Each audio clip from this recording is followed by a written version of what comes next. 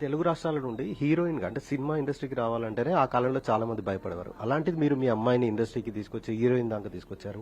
మంచి నటిగా కూడా పేరు వచ్చింది. ఒకవేళ బ్రతికి ఉంటే ప్రత్యూష ఇప్పుడు ఏ స్థాయిలో ఉండేదని మీరు అనుకుంటారు? మంచి స్థాయిలో ఉండేది. అంటే ప్రత్యూషకి ఒక ఆశయం సార్, ఒక శ్రీదేవి లాగా ఉండాలి, ఒక సౌందర్య లాగా ఉండాలా, నేను ఆ పేరు తెచ్చుకుంటా మమ్మీ అని చెప్పేసి 24 hours హార్డ్ వర్కర్ సార్. చాలా హార్డ్ వర్క్ చేసింది. నాకు అంటే ఒక తల్లిలాగా కాదు, నేను చూసిన ఒక అమ్మాయిలో చూసిన హార్డ్ వర్క్, ఆ డెవలప్మెంట్ మీద ఉండే ఒక బాధ్యత నేను చూశాను సార్. చాలా కష్టపడ్డా సార్. అంటే మీకు తెలిసిందంటే 98లో ఎంటర్ అయింది సార్ ప్రత్యూష రాయుడు సినిమాతో. 2002 ఫిబ్రవరిలో చెప్పాలంటే ఓన్లీ 3 years ఉంది ఫీల్డ్ లో. ఆ 3 years లో 22 movies చేసిందంటే మీరు అర్థం చేసుకోవాలి సార్. 22 సినిమాలు చేసింది సార్. ఒక్క రోజు కూడా మేము ఆగలేదు సార్. ఒక్క రోజు కూడా మేము అంటే ఇంట్లో రెస్ట్ తీసుకోలేదు. అలా కష్టపడుతూ పోయినాం తల్లి బిడ్డలో. మరి పోగొట్టుకోలేదు సార్.